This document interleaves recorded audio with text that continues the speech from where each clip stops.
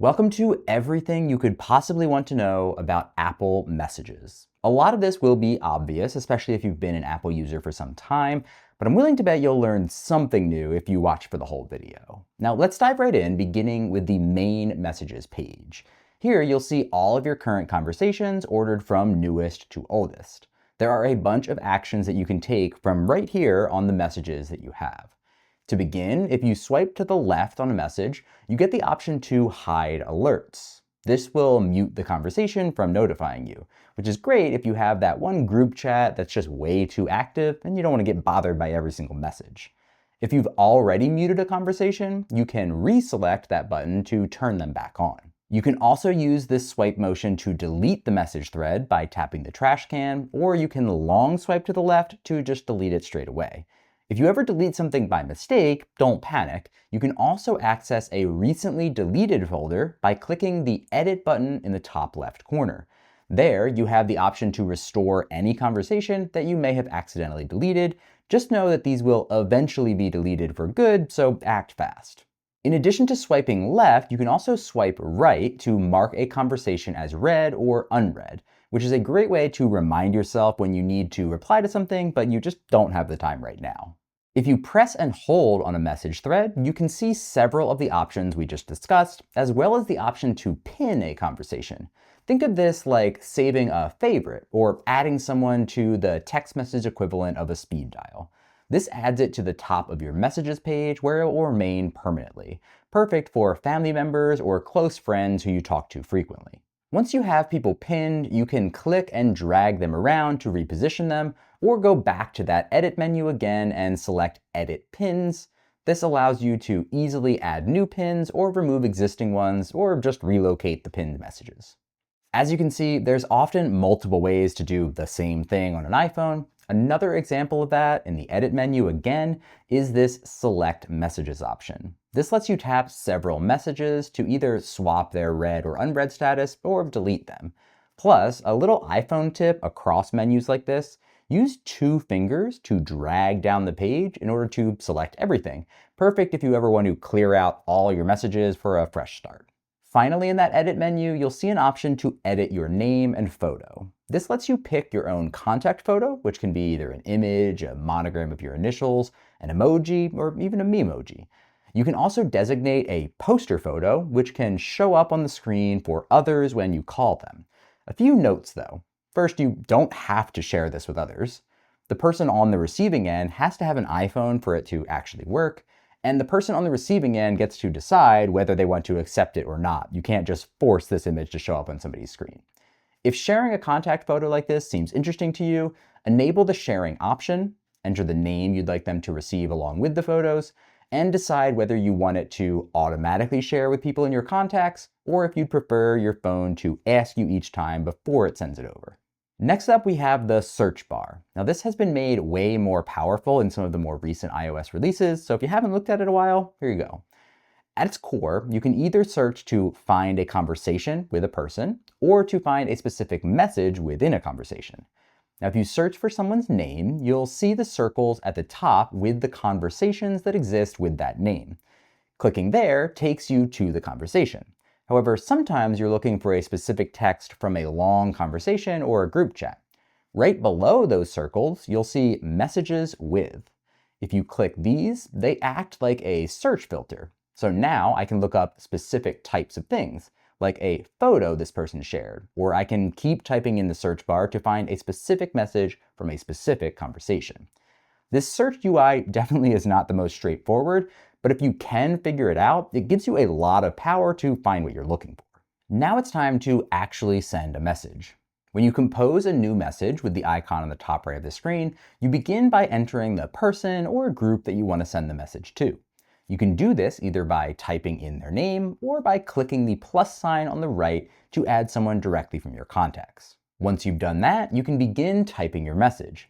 Speaking of, if you want something to watch after this, I'll link a video down below highlighting 11 typing tips, like how to split a keyboard, how to use swipe type, and more that might help you to type a bit more efficiently. As you're working on your message, you can make some special additions. By highlighting your text through either multi-tapping or a click and drag, you get your normal cut, copy, and paste options, but you can also select writing tools. This is the Apple Intelligence integration to do things like proofreading or rewriting. You'll only have this if you have a newer iPhone with Apple Intelligence, and even then, it's a little cringe to use when texting with your friends, so maybe leave that feature for more formal emails.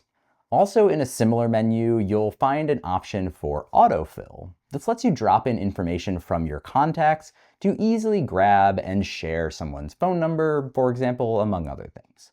You can also use it to share a password from the Apple Passwords app if you use that, though it currently doesn't work with My Passwords app LastPass.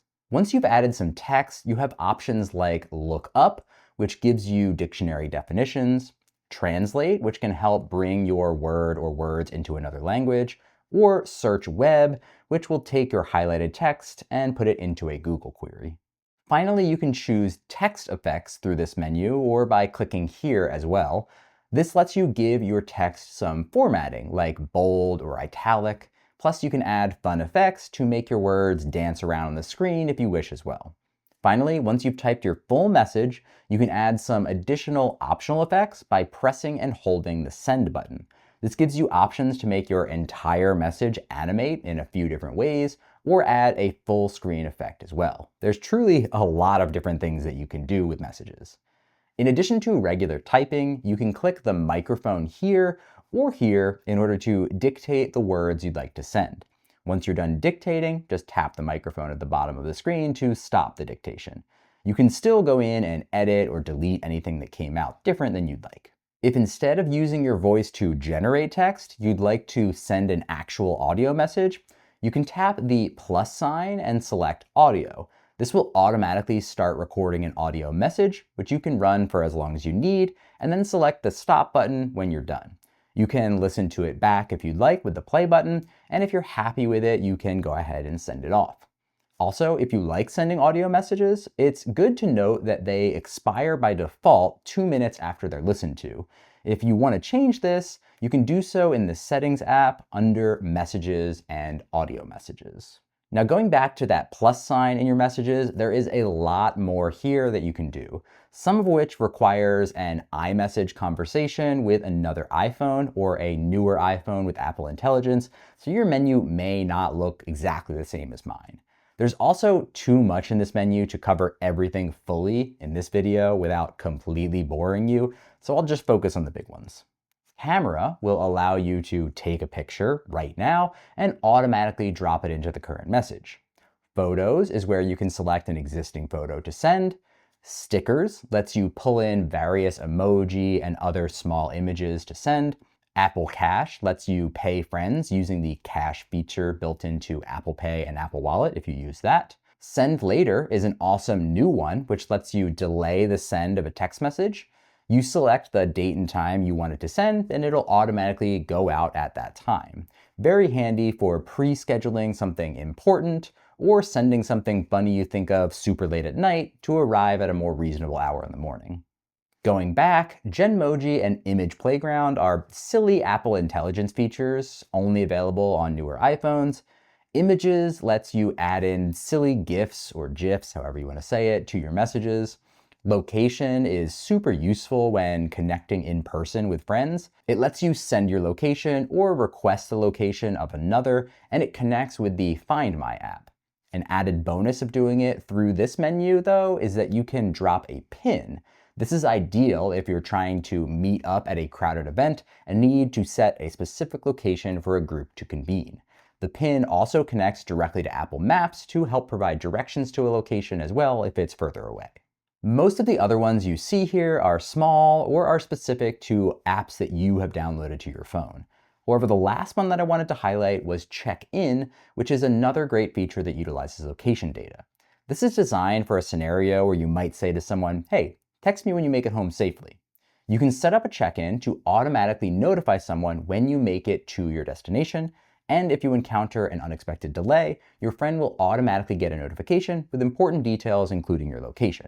It's a very useful safety feature for certain specific scenarios.